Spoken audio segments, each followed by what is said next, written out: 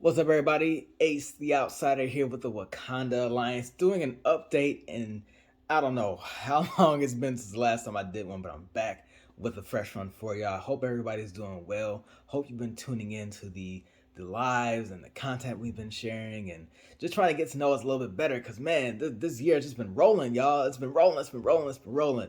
Like my personal responsibilities in the alliance have, they've mixed it up, they've mixed up a little bit. They've I can't even talk. I'm just thinking, trying to recall everything that we've been doing.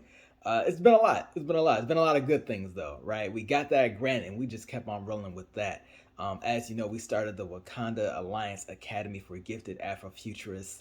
That has been doing really well. We started with 5 students, and we had to expand the roster to 8 students because we were just blown away by, yeah, the bright minds that were interested in making a difference and becoming leaders. So we're doing this leadership program. They're learning about a little bit about Afrofuturism, but more about themselves and like the people around them. And they're happy to be there, right? They don't get this type of experience in their school, so they're happy to be with other bright minds in a smaller classroom setting and kind of learning about the world and trading opinions back and forth. One of the most recent things we did for, so we're doing Juneteenth to Kwanzaa, right? So this past month's principal was Ujama, which is cooperative economics. So we had them pick an item at random from a random box, and then they would have to pitch the item to their classmates. So say for example, I brought a Game Boy Advance at that. So these kids, none of them were born before the year 2002.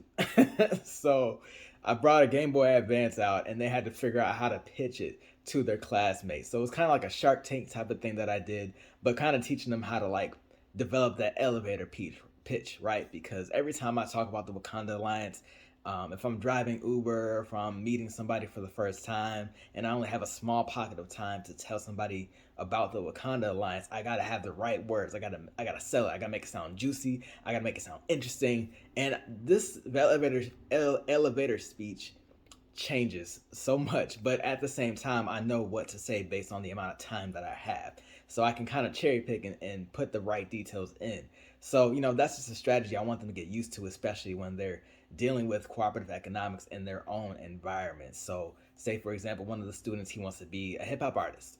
And so you got to sell who you are as an artist, right? I got another one who's also into music, another one who's into art, another one who's into kind of still learning what they're getting into. I got so many different students that are into so many different things. So if they do have an endeavor for the economics and building a business entrepreneurship, then we're giving them the skills so they can utilize that. So super excited about what we got going for them. We've done Ujima, we've done Kuji Chagulia, Ujama. And yeah, so we got Nia next. So hold tight for that. October is going to be really lit, y'all. So moving on, our next events in October are going to be on October 9th, that's a Saturday, and October 23rd. So 12 p.m. to 2:30 p.m. Y'all know how we do it. Get there on time. Get there a little bit early if you want to. We always got the door open for y'all. It's gonna be a good event. We're thinking about doing some different things up, switching up a little bit. Possibly some activities for the holiday season because that's Halloween. Maybe we'll do something around like other customs that involve dressing up. Those types of things. But it's gonna be a great month regardless. We're still trying to iron out the details about who we want on and what's gonna happen. But listen, it's Wakanda Alliance, all right? You know what to expect. Actually, we did solidify one thing. We're going to have the next comic we're going to read is Black Panther Annihilation Wakanda, okay? Or The Last Annihilation Wakanda. So if you're not caught up with what's going on in the comics, there's a cosmic entity coming to destroy everybody. What else is new? So Dormammu has taken control of Ego, the living planet, and now the realm was headed towards Earth, and people are panicking. So of course, who better to reach out to about the situation than the genius himself, T'Challa? So as they're doing that, T'Challa's just like, I'm busy with this other thing. And in the comic, you get like a preview of a new villain, right? They got a faceplate that has the Akan symbol, the Adinkra symbol, that stands for Goddess Supreme. And that's pretty interesting because we know a lot of people have been trying to figure out who's going to be the next villain in Wakanda, right? Because we've gone through Doctor Doom, we've gone through Namor, we've gone through Zenzi and Tetu and all of them. So it's like, who's going to be the next villain? So I think people are going to be really excited about what's going to happen when the new Black Panther series drops in November. But until then, they got this threat coming, and the only one T'Challa can rely on for this interstellar space battle is M'Baku. All right, the M'Baku, to clarify, from the Intergalactic Empire dimension. So if you think back to when we were first covering the Intergalactic Empire, M'Baku was somebody who was born, as a slave and got, liberated and became one of the Maroon generals. So he was fighting side by side T'Challa for years in their dimension. So they have quite a history. But now that the empire has fallen, or at least come under new leadership under T'Challa, he's now the emperor of Wakanda. So interdimensional Wakanda. He's got a lot on his plate. So M'Baku's trying to find out where his place is in the world, because all he's knew his whole life was fighting. So now he's trying to figure out exactly where he belongs in this new empire.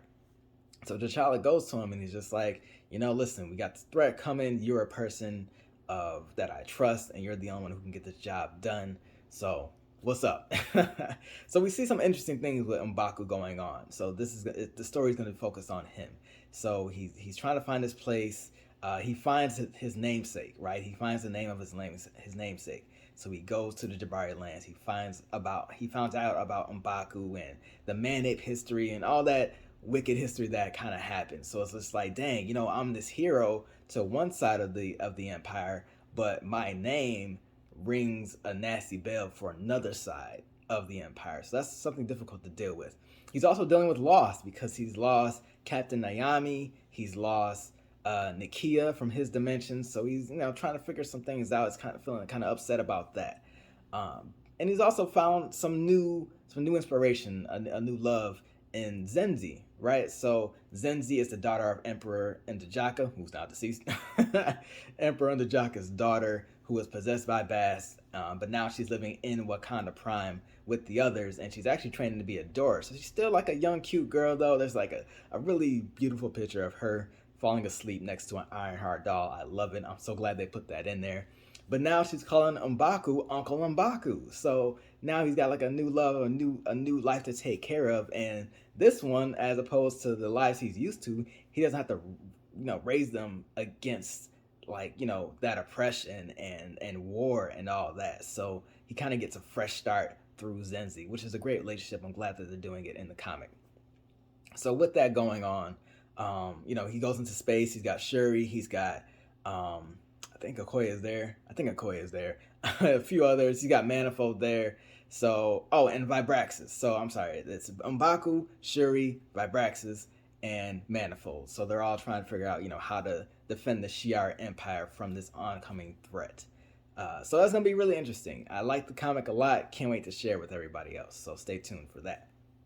Moving on to what we covered a little bit in the last month. Like I said, our last principle for Juneteenth to Kwanzaa was Ujamaa, cooperative economics. So we had a panel of 5 different entrepreneurs, those who have worked, really well with the community, in the community, maybe started their own businesses from scratch, had to learn how to facilitate certain things. We had Dr. Curtis Haynes, who's well versed in economics, namely Black economics. Cooperative economics as well. We also had Mr. Michael McCarley. He is a business coach, has a lot of history, a lot of knowledge that he's bestowed on the many entrepreneurs in Buffalo and Western New York, and maybe across the country too. We have Felicia Dove, owner of Black Monarchy. Usually there's at least 1 or 2 articles of her clothing. She's a stylist, designer, has her own shop on the western side of Buffalo. And it's got a lot of African inspired boutique items there. So I'm usually rocking one. Nope, not this. But she has a Black Monarchy. Definitely check them out. We tag them out a lot. We also had Chantel Patton from That Brown Bag. So That Brown Bag is a Black business directory, which is super important, especially if you want to buy Black, but you don't know exactly where to start, or you don't know. So many users on Instagram and so many people have their information spread out. You might not know exactly where to go. So think of it as like a phone book for those Black businesses in Western New York. So shout out to Chantel Patton. Oh my gosh, we had such a great time with them. We also had Danielle Little, who was a chess champion and instructor who's been doing a lot of great things with the youth and teaching them chess and the greatness of strategy and how to form a strategy and how it translates not just from games but also to life, really. So we also honored Miss Chantel Patton for doing that Black Business Directory because it was so instrumental and so pivotal.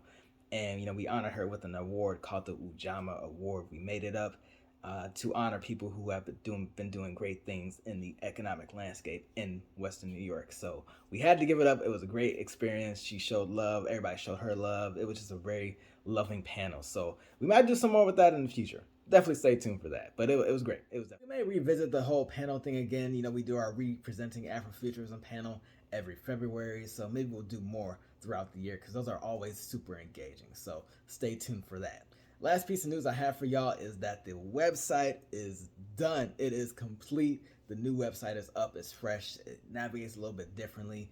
We had to switch some things around. We tried to work with a couple people to kind of get it right. But, let me dust my shoulder off real quick because, I got that thing done. And that's okay. I rely on the tribe for a lot of different things, right? It's not just me. It's not just Ace. It's the whole galactic tribe. We all have different talents, different skill sets. And, we want to use those to their fullest potential.